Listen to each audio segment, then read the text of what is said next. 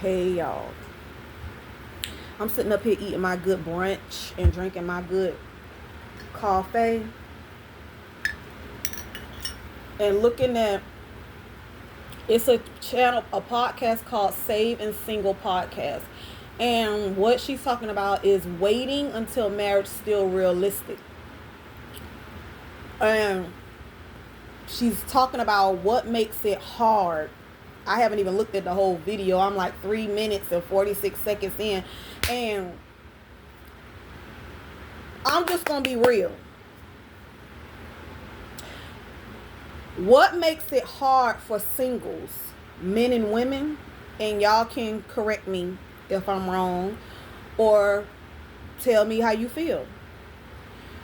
I feel, as a born again believer, as someone who knows what sex feels like, as someone who knows what sex does to you mentally and physically, as a born again believer, it's hard for men and women who have dibbled and dabbled in sex, knows what it feels like, knows what it does to you and how it makes you feel. It's hard for us to then come into a place with God where his word is letting us know that we're not supposed to be doing it, basically, until we're married. So to take a person out of a situation where they've been doing it whenever they want to do it, and they know the feeling that comes behind it and the emotions that come with it, it's hard because you know what this feels like. You know what this does to you. So to come into a place where you're walking with God, and as you're walking with God, you know that you can't have that anymore. The devil gonna ride you on that. He gonna ride you on that. And the lust, that's where the lust comes in at, because you know what this feels like already.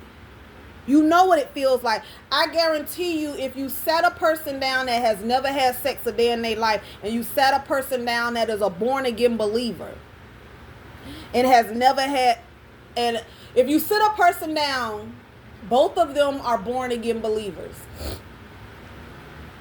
but one of them has never had sex a day in their life, but the other one has.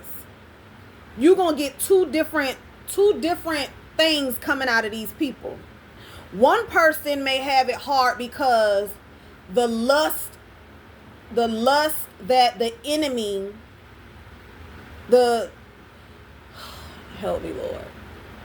The person who's never had sex only has a hard time with it because of peer pressure. When the person that have had sex before has a hard time with it because now lust is involved. You can't lust after something, I don't believe, if you've never had your hands in it. People lust after things that they've had their hands in before. And I could be wrong. Help me. I can stand to be corrected. But because we know what sex feels like, that's where lust comes from. Because when you sitting down, you're lusting, or you're thinking about how it feels like when those emotions and feelings come when you're born again. They're there because the enemy is trying to get you to go backwards into the sin that he had you in, trying to remind you of how good it felt and all this other kind of stuff. It's hard for Christians to maintain their celibacy because they know how it feels. They know how good it was. And they know how it made them feel. So all the devil does is he replay in your mind how good you remember that it was, and to help you to understand that you can still get this. And he lies to us, causing us to feel like, and you should know better. It's like people should know better these days of certain things that the devil does to try to manipulate you or try to coerce you into thinking that you can get away with something when you know doggone well you really can't. But anyway, I don't want to make this long, but it's hard for a born again believer who has had sex before to maintain their celibacy because they know how that feels. They know how it made them feel emotionally and physically. And because the devil knows that you know how that feels, he gonna run that back in your mind. He gonna run it back in your mind because he wants you to go back to that thing, because he knows if you go back to that thing, that sin pushes you further and further away from God. A person that has never had sex before, that's born again, will never have the struggle that a person who has had sex before has, because they've never had it. Yes, they will go through the peer pressure of the enemy putting people around them and telling they stories of how good it feel, and oh boy, you should do this, oh girl, you should do that, you ain't living unless you did that. Lies. But as a single person, like she said, is it realistic? It is realistic. It's realistic, and it can be done. It can be done with the help of the Lord and staying focused on him. Staying focused on God and in his word is so important for a person, period. But very, very important for a person who has dibbed and dabbed in certain sin that they can no longer dib and dab in. The only way you're going to be able to strengthen that hold to stand your ground is in God and with God.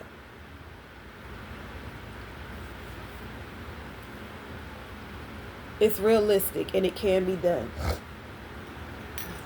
It can be done.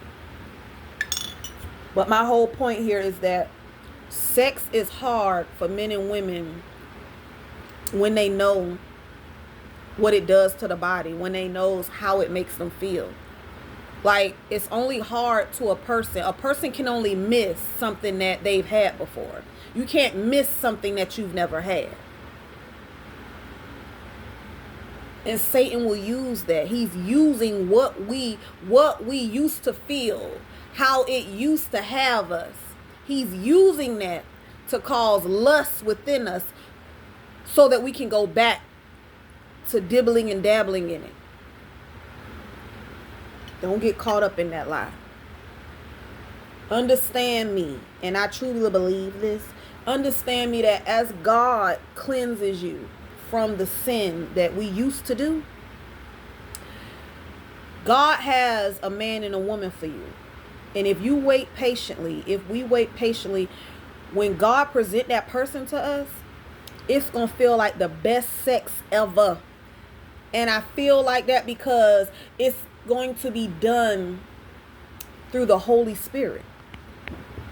So it's going to be on a level that you've never even experienced intimacy before. So please don't allow the enemy to continue to trick you, lie to you, or deceive you, or manipulate you by throwing up signs, by throwing up memories of how you used to feel, what you used to do. Don't let him trick you. Because he only trying to get you in a place where you're further and further away from God. Remember, sin pulls you away from God. So in order to defeat sin, you need to stay close to God.